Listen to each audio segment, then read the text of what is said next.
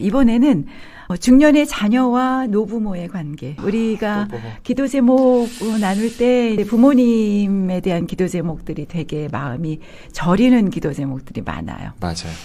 행복하게 노후를 보내시는 부모님들도 많이 계시지만 대부분 많이 아프시고. 네네. 그 어쩔 수 없는 아픔이고 질병이라서 맞아요. 더 좋아지거나 더 호전되는 경우가 그렇게 많지는 않아요. 근데 그러다 보니까 그걸 지켜보는 자녀들이 되게 마음이 아파요. 그리고 네네. 자녀들도 너무 바쁘고 그렇죠. 중년의 삶의 무게가 너무 이제 크고 해야 될 일이 많다 보니까 전적으로 부모님을 이렇게 돕거나 이렇게 할 수가 없어가지고 갖고 있는 마음들이 엄청 무거우세요. 네네. 그래서 샌드위치 세대잖아요. 네. 자녀와 부모님 사이에 낀 부모님 때문에 상당히 또 이렇게 기도를 많이 하게 되는데 그러면서 이제 부모님은 이제 나이가 많이 드셨고 삶을 우리보다 훨씬 많이 사셨기 때문에 잘 안 변하세요. 네.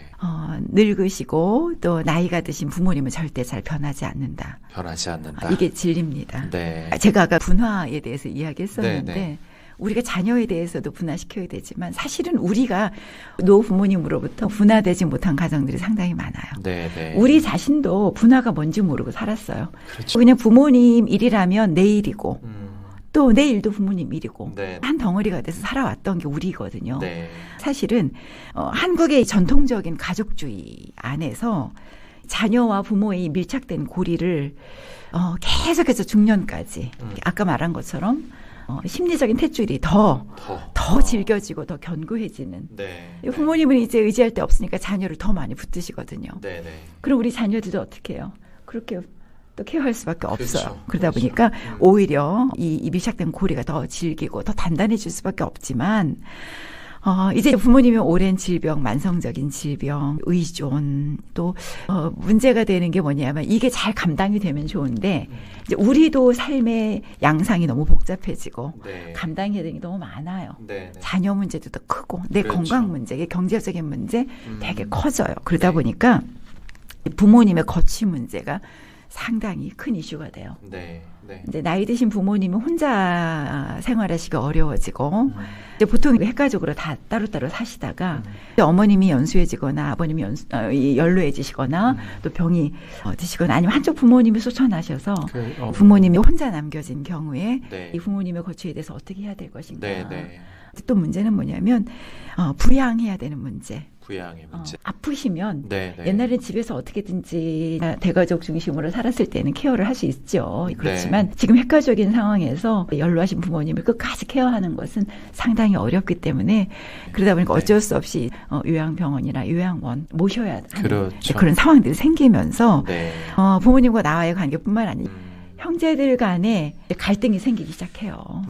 자녀가 나 혼자면 차라리 괜찮겠어요. 그런데 네. 그것도 어렵죠. 혼자라면 어렵죠. 또 혼자 버거운 걸 지고 가는 게 어렵고 맞아요. 또 여럿이라면 한 마음이 되면 제일 좋아요.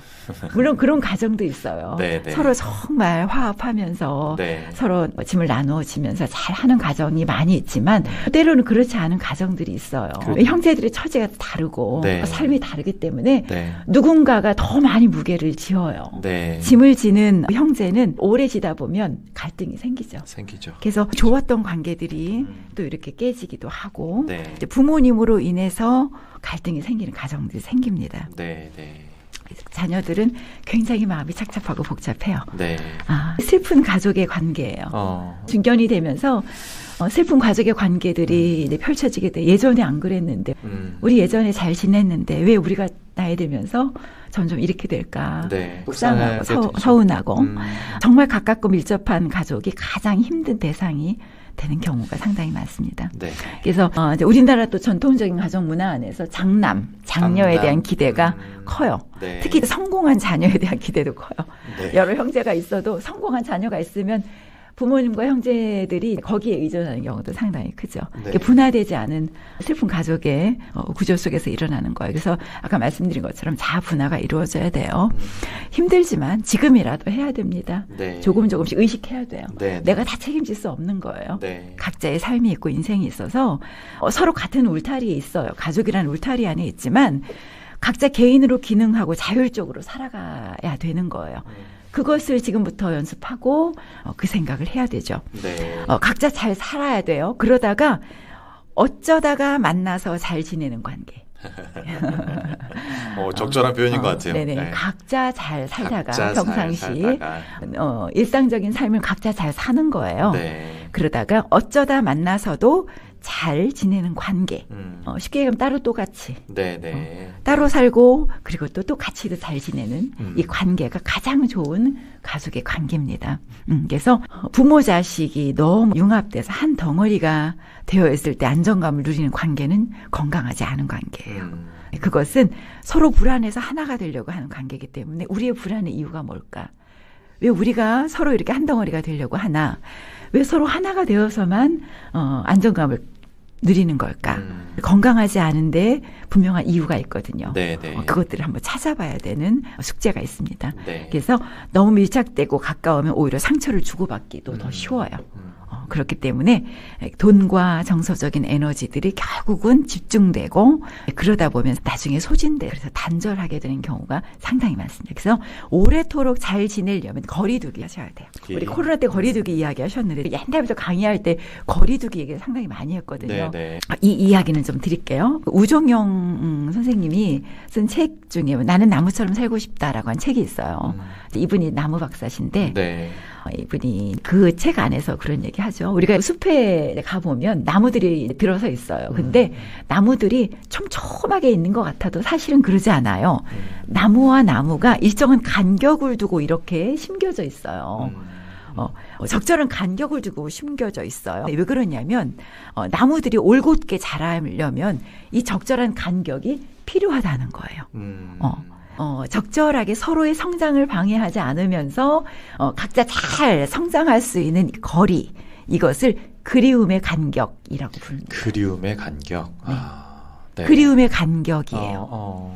그리움의 간격이라고 하는 것은 뭐냐면 서로의 체온을 느끼고 바라볼 수 있지만 절대 간섭하거나 구속할 수 없는 거리예요. 그래서 그리워할 수밖에 없는 자리가 있어야 한다는 거죠.